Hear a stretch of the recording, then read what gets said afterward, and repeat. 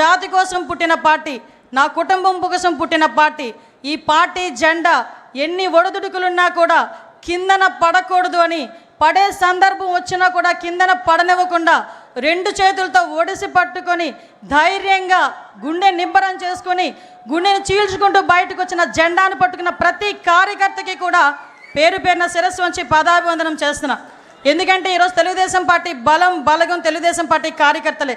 ప్రతిసారి తెలుగుదేశం పార్టీ అధినాయకుడు మా నారా చంద్రబాబు నాయుడు గారు చెప్తుంటే ఒక్కొక్కసారి నాకు 12 సంవత్సరాల రాజకీయ అనుభవం, ఈ రాజకీయ అనుభవంలో చూసిన సందర్భాలు చాలా ఉన్నాయి. మేము పార్టీ క్యాన్వాసింగ్కి వెళ్ళినా, ఎక్కడికైనా మీటింగ్కి వెళ్ళినా పెద్దవాళ్ళు 2-3 వచ్చి ఏదైనా పెన్షన్ అడుగుతారేమో, లేకపోతే ఏదైనా హౌసింగ్ స్కీమ్ అడుగుతారేమో అనుకుంటే నా దగ్గరకు వచ్చి చాలా సందర్భాలు, అమ్మ పార్టీ జెండా ఇవ్వమ్మా, మా ఇంటికి కట్టుకుంటానని చెప్పి సందర్భాలు కూడా చాలా ఉన్నాయి. అటువంటి మహానుభావులు అందరూ ఉండబట్టే 43 సంవత్సరాలుగా ఎన్నో ఒడిదుడుకులు ఎదుర్కొన్నా కూడా ఈరోజు పార్టీ నిలబెట్టుకోగలుగుతున్నాం. ముఖ్యంగా తండ్రి స్థానంలో ఉన్నారని ఎందుకు మాట్లాడుతున్నానంటే గౌరవ చంద్రబాబు నాయుడు గారి గురించి. ఏదైతే పార్టీ ఈరోజు మన సిద్ధాంతం పేదరిక నిర్మూలన అని మన సిద్ధాంతం. నేను కమ్యూనిస్ట్ని కాదు, నేను సోషలిస్ట్ని కాదు, నేను హ్యుమానిస్ట్ని అని చెప్పి ఆ రోజు ఎన్టీ రామారావు గారు చెప్పిన సందర్భం నుంచి ఈ రోజుకి నేను అదే విధంగా ఉంటాను అని చెప్పి ఈరోజు నీతిగా నిజాయితీగా తెలుగు రాష్ట్ర ప్రజలు ప్రపంచవ్యాప్తంగా గర్వపడేలా ఈరోజు ముందుకి విజనరీతో నడిపిస్తున్న నాయకుడు. ఈ సందర్భంగా మనందరికీ కూడా ఒక విషయం చెప్పాలి. 1998లోనే అమెరికాలోని ఇలినాయిస్ గవర్నర్ జిమ్ ఎడ్లర్ గారు చంద్రబాబు నాయుడు గారి గౌరవార్థం సెప్టెంబర్ 24న నాయుడు డేగా ప్రకటించిన సంగతి ఇక్కడున్న చాలా మందికి తెలియకపోవచ్చు. ఈరోజు చాలా గర్వపడుతున్నా. అటువంటి నాయకుడు నాయకత్వంలో ఈరోజు ఒక తెలుగుదేశం పార్టీ కార్యకర్తగా నించున్నా కూడా అది జీవితానికి పరమార్థమే అన్న విషయాన్ని ఈరోజు నేను గర్వంగా చెప్పగలుగుతున్నా. మీ అందరికీ తెలియాలి, గౌరవ చంద్రబాబు నాయుడు గారు అంటే మనందరం కూడా చంద్రబాబు నాయుడు గారు ఒక ముఖ్యమంత్రి హోదాలో, ప్రతిపక్ష నాయకుడి హోదాలో చాలామంది చంద్రబాబు నాయుడు గారి దగ్గరికి వచ్చేటప్పుడు నా స్వయంగా నేను చెప్తున్నా, ఈ సందర్భం ఎప్పటి నుంచో చెప్పాలనుకున్నాను కానీ చెప్పలేకపోయా. నేను కూడా చాలా సందర్భాల్లో చంద్రబాబు నాయుడు గారి దగ్గరికి వెళ్ళి చాలా విషయాలు సార్తో మాట్లాడేయాలని చెప్పి మాట్లాడడానికి వెళ్తా. ఏమ్మా అనిత, ఏమ్మా అంటారు, అనిత కూడా కదా ఏమ్మా అంటారు, అనేసరికి మొత్తం మర్చిపోతా. 2 సార్లు అలా వెనక్కి తిరిగి వచ్చా.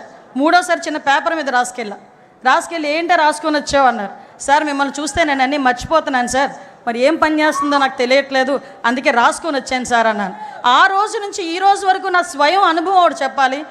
ఏం ఆరా పని చేస్తుందో తెలియదు కానీ ఆయన చుట్టూ ఒక్కసారి ఆయన రూమ్లోకి వెళ్ళేసరికి మైండ్లో అన్నీ వెళ్ళిపోతాయి. ఒకటి గుర్తొస్తుంది, అతను మా నాయకుడు, ఆ నాయకుడితో మేము పని చేయాలి అని ఒకే ఒక థాట్తో మేము బయటకు వచ్చే పరిస్థితి కనిపించిందంటే దట్ ఈజ్ చంద్రబాబు నాయుడు. నేను ఎందుకు చెప్తున్నానంటే చాలా గర్వంగా చెప్తా. ఎక్కడున్నారు తెలుగుదేశం పార్టీలో, నేను ఎక్కడికి వెళ్ళినా కూడా ఆంధ్రప్రదేశ్ అనేసరికి బాబు చంద్రబాబు నాయుడు గారు అని అనేసరికి ఎంత ఉప్పొంగుతుందంటే గుండె, అది ఈరోజు మన పార్టీ. అటువంటి పార్టీలు ఈరోజు ఆయన పడ్డ కష్టం గురించి కూడా మీకు చెప్పాలి. రోజుకి ప్రతిపక్షంలో ఉండేటప్పుడు అలాగే కష్టపడతారు, అధికారంలోకి వచ్చిన తర్వాత అంతకన్నా ఎక్కువ కష్టపడే వ్యక్తి. ఎందుకంటే మీ అందరికీ తెలుసు చంద్రబాబు నాయుడు గారు, మాకన్నా బాగా మీకే తెలుసు. కానీ ఇప్పుడు అతి దగ్గరగా చూస్తుంటే చాలామంది అతని వయసు గురించి మాట్లాడతారు. ఏజ్ జస్ట్ నెంబర్ అని చెప్పి నిరూపించిన వ్యక్తి ఆయన.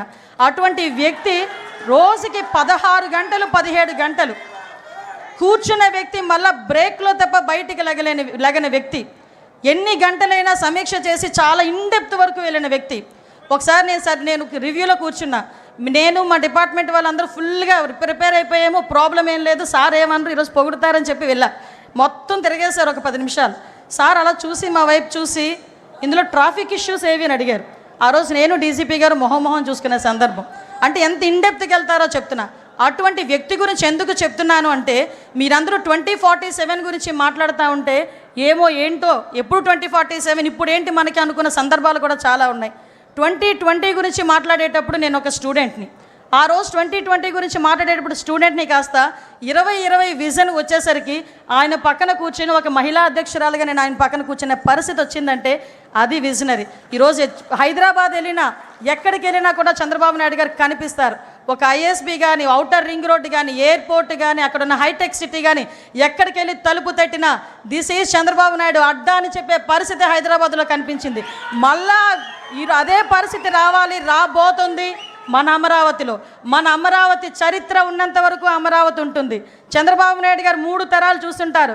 నాయక మీకు ఒక విషయం చెప్తున్నా, మీరు 3 తరాల నాయకులను చూశారు, 4వ తరం నాయకులను చూడబోతున్నారు. 40 తరాలు వచ్చినా కూడా అమరావతి అని వచ్చేసరికి తెలుగుదేశం పార్టీ చంద్రబాబు నాయుడు గారే గుర్తొస్తారు తప్ప వేరే ఏ నాయకుడు గుర్తుకు రాబోడు. ఇది సత్యం. ఏదో సార్ ఉన్నారు కదా పొగడ్డానికి మాట్లాడలే, నేను చూస్తున్నాను కాబట్టి చెప్తున్నా. 2047 ఒకటే ఒక విషయం చెప్పి ముగిస్తా.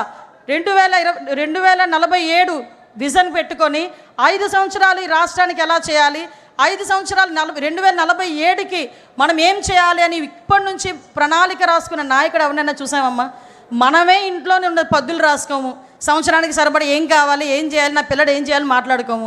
నీ పిల్లడు ఏం చేయాలి, నీ పిల్లడికి ఎలాంటి ఉద్యోగం కావాలి, నీకు ఎలాంటి ఇల్లు కావాలి, నీకు ఎలాంటి జీవనోపాధి కావాలని 24 గంటలు లోపల కూర్చొని రాసుకుంటున్న వ్యక్తి అమ్మా ఆయన.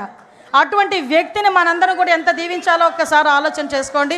ఈ పేదరిక నిర్మూలనే ప్రధాన ధ్యేయంగా పుట్టిన తెలుగుదేశం పార్టీకి నిజంగా మణిహారం మన చంద్రబాబు నాయుడు గారు. ఎందుకు చెప్తున్నానంటే మన సీఎం గారి గురించి ఈ రేపు 2047 ఉగాది రోజున 2047 విజన్ ప్రకారం పేదరిక నిర్మూలనే ధ్యేయంగా, తలసరి ఆదాయం పెరగటమే ధ్యేయంగా 20 లక్షల కుటుంబాలకి చేయూతగానిచ్చే విధంగా రేపు 2047 P4 విధానాన్ని ప్రవేశపెట్టడం. ఇదే ముందు రోజు మనం నిజంగా అదృష్టం అదే కలిసి వచ్చింది. ఈరోజు ఆవిర్భావ దినోత్సవం జరుపుకోవడం, ఈ 2 కోయిన్సిడెంట్స్గా జరిగినాయి. అది ఆయనకి మన పూర్తి సహాయ సహకారాలు మన సీఎం గారికి అందించాలి, మన జాతీయ అధ్యక్షుల వారికి అందించాలి. అదేవిధంగా మనం ప్రతిసారి కూడా ఎలాగైతే ఎన్నిదన్నుగా ఉన్నారో, ఆయన కష్టంలో ఉన్నప్పుడు, నష్టంలో ఉన్నప్పుడు, అవమానం భరించినప్పుడు, ఆయన జైలుకి వెళ్ళినప్పుడు కూడా ఎంతోమంది ఈరోజు ప్రపంచవ్యాప్తంగా బయటకు వచ్చి ఆయన గురించి మాట్లాడి ఆయన గురించి ధర్నాలు చేశారంటే అటువంటి నాయకత్వంలో మనం ఉన్నందుకు ఒక్కసారి పసుపు జెండా పట్టుకొని గట్టిగా తిప్పాలి. జై తెలుగుదేశం. ఈ అవకాశం ఇచ్చిన ప్రతి ఒక్కరికి కూడా ధన్యవాదాలు తెలియజేసుకుంటూ సెలవు తీసుకుంటున్నాను. జై హింద్. వంగల్పూడి అనిత గారికి ధన్యవాదాలు తెలియజేసుకుంటూ, ఇప్పుడు తెలుగుదేశం పార్టీ యువ రక్తంతో నిండిందంటే అది కేవలం తెలుగుదేశం పార్టీ జాతీయ ప్రధాన కార్యదర్శి విద్యాశాఖ మార్చినటువంటి శ్రీ నారా లోకేష్ గారు కారణం సంగతి అందరూ గుర్తించాల్సిన అవసరం ఉంది. ఇప్పుడు తెలుగుదేశం పార్టీ జాతీయ ప్రధాన కార్యదర్శి విద్యాశాఖ మార్చినటువంటి యువ నాయకులు లోకేష్ బాబు గారు ఒక సందేశం వస్తుందిగా కోరుచున్నాం.